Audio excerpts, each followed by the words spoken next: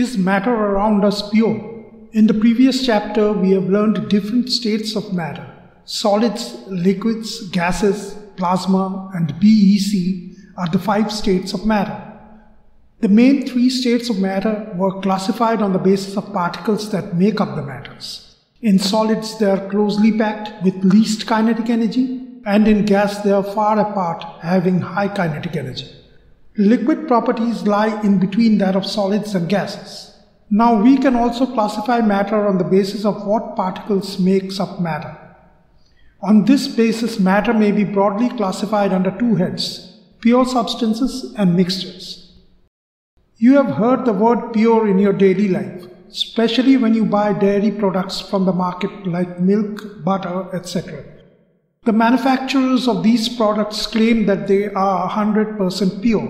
Most of the time, these claims are not false claims. However, from a chemist's point of view, these products are not pure substance. To understand this, we should know what actually is a pure substance. A pure substance is that which is made up of particles all having the same chemical and physical properties. Constituent particles forming a pure substance cannot be changed or separated by any physical process. For example, in a salt solution, the water part can be separated by a physical process called evaporation. So, salt solution is not a pure substance. But the salt is a pure substance because from salt, which is actually sodium chloride, we cannot extract sodium metal by any physical process.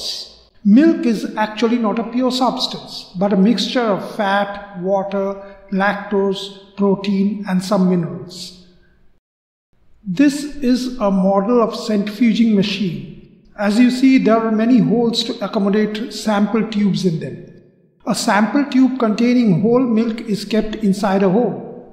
Note that another sample tube containing the same whole milk is kept in the hole opposite to it in order to maintain balance, because a slight vibration may cause spillage. Then the centrifuge is given a circular motion. The fat in the form of cream gets separated from the milk and skimmed milk is formed. Thus, the different components of milk have been separated by centrifugation, which is a physical process, and so milk cannot be a pure substance. Pure substances may be further classified into 2 types. It may be made up of a single element, or it may be made up of more than one element forming a compound. In the element category, what pure substances can we see in our daily life? They are diamond, mercury, oxygen gas, etc. Notice that these substances are made up of only one element. In the compound category, we can see sugar crystals. Sugar crystals are made up of sucrose with chemical formula C12H22O11 is a compound made up of 3 elements: carbon, hydrogen, and oxygen. Distilled water is another example of pure substance. Distilled water is made up of water molecules, a compound made up of elements hydrogen and oxygen. Another example of pure substance is carbon dioxide gas.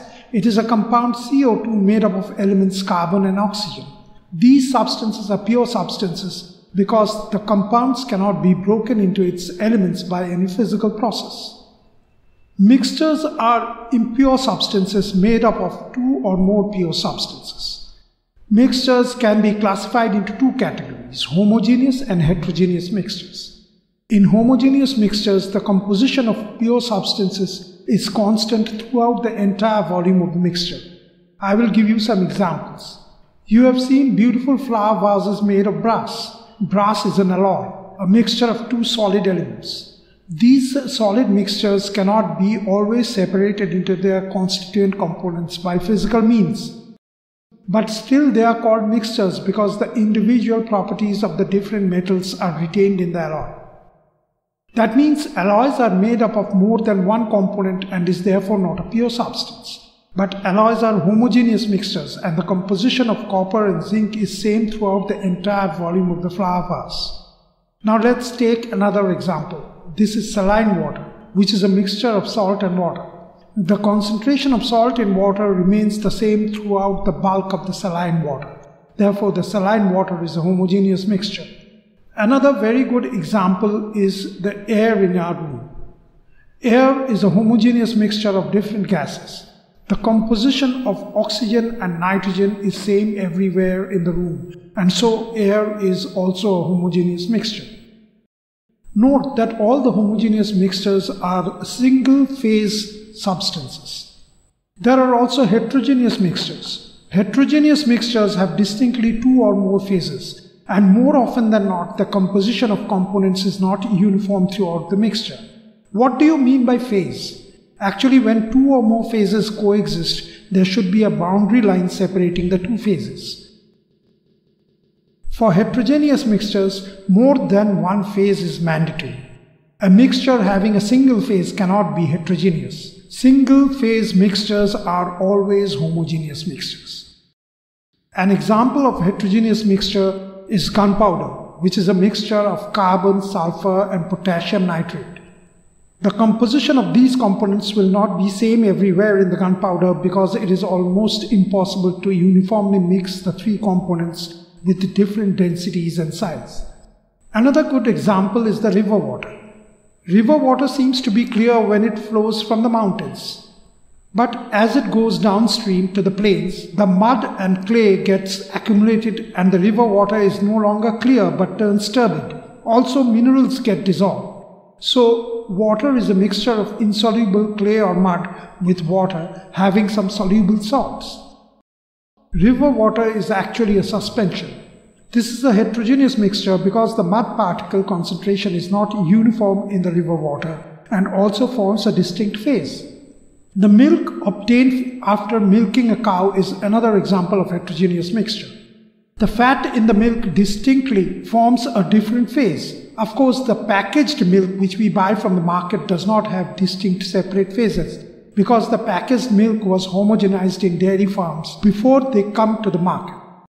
In dairy farms, the milk is homogenized by applying pressure and breaking the large fat molecules so that they stay suspended and doesn't float to the top as we see in the cow milk.